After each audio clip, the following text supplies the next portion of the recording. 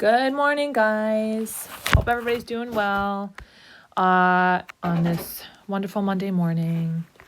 Okay, now today's lesson is how do we graph the sine and cosine function from negative 2 pi to positive 2 pi. Okay, so this is kind of, using what we learned on Friday regarding how to convert degrees to radians and radians back to degrees.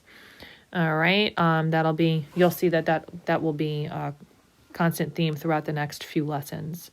Let's start by completing the table. Remember that when we want to convert degrees to radians or radians to degrees, we have the ratio that we are able to multiply by. So when we want to convert, here we got degrees. These are degrees. You should have little dots, little degree symbols. Okay, when we want to convert to degrees, we just when we want to convert degrees to radians, we want to multiply by pi over 180. No, regardless of what we multiply, it's 0, so we're going to get 0. 90 times pi over 180, that's going to give us pi over 2.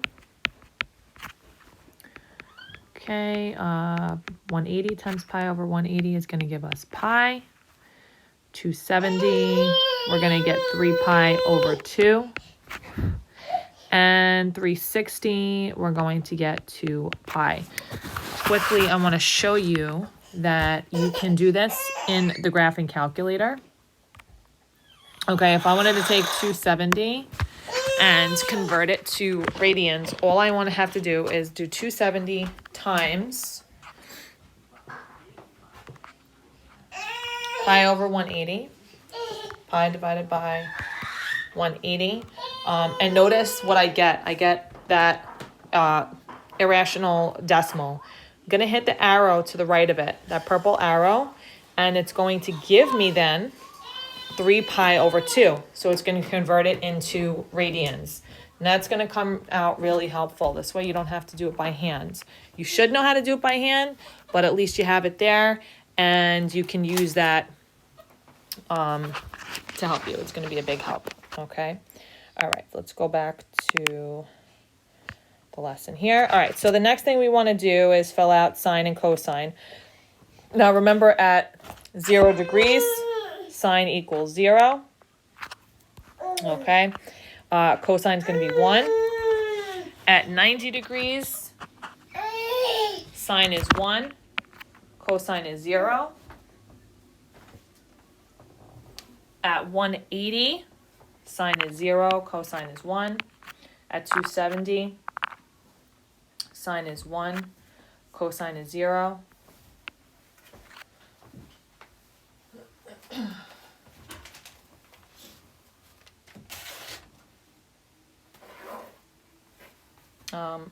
Actually negative.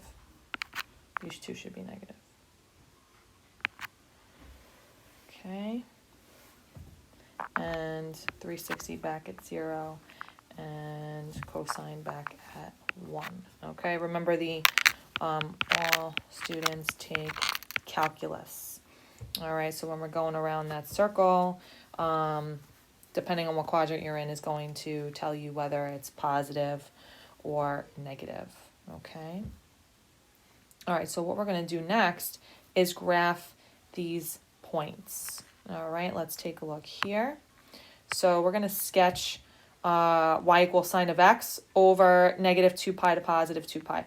Now, the way I want you to think about the negative and the positive 2 pi is to the right, when we're going to the positives, okay, positive 2 pi.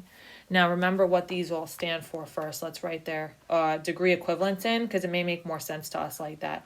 Pi over 2 is 90 degrees. Pi is 180. 3 pi over 2 is 270. And then 2 pi is 360. So to the right, as we go to the right, it gets more positive. As we go to the left, it's going to be negative.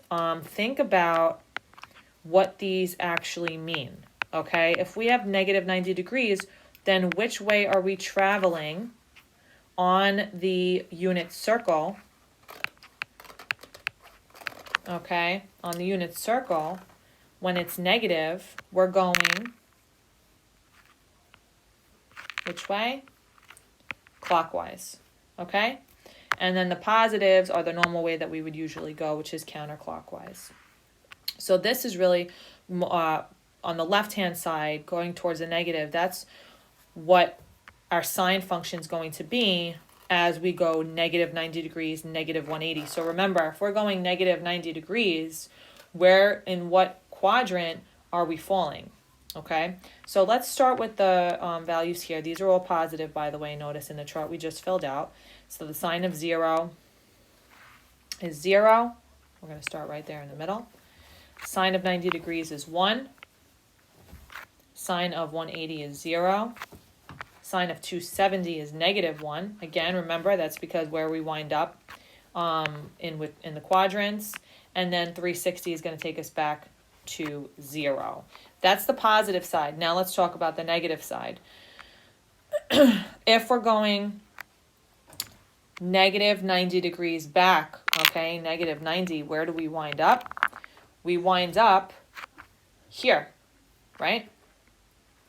And is sine positive there? No, it's going to be negative. So take a look at 90 degrees. Sine is positive 1. Well, at negative 90 degrees, it's going to be negative 1. Okay, so you're really just reversing it. For 180, positive 180 is 0. Negative 180 is going to also be 0. For 270, it was negative 1. For negative 270, it's going to be the opposite, positive 1. Again, because that's going to take us back into, if we're going 270, if we're going a 270 degree rotation, okay, look at where we end up here. And that's where sine is going to be positive, 270. Okay. So 270 is going to be positive, and then we come back down to negative 360, which is going to be at 0. You want to connect these forming a curve. It's not going to be a V, it's going to be the shape of a curve. I'm going to do this as best as I can on here. Okay. And that's what it should look like. Okay, that's your sine curve for y equals the sine of x. All right, now that we're going to do the same thing for the cosine. And it's really going to have the same rules. We're going to use the chart that we graphed, that we filled out, okay, up here for cosine. All right, notice you got 1, 0, negative 1, 0, and 1. Okay, again, it's going by the quadrants, okay? And we're going to plot those points here. So the sine of 0, the cosine of 0 is going to be 1. Okay, here we'll mark this 90, 180, 270, 360.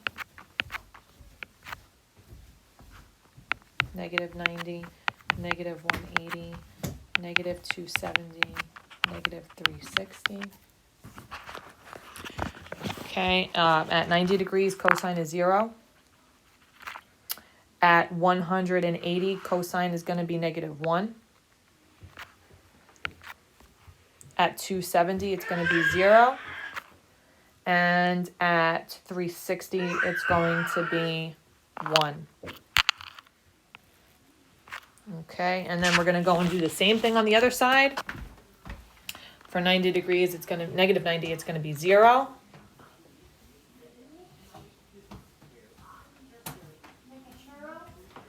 For 180, negative 180, it's going to be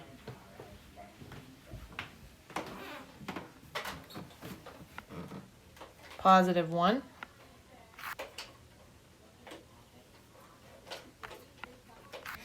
Negative 270 is going to be 0.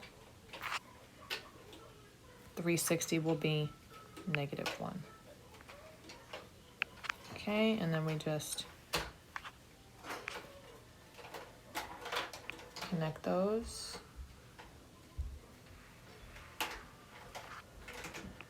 Again, trying to make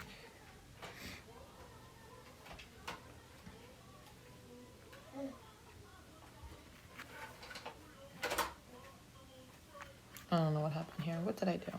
No, that's not right.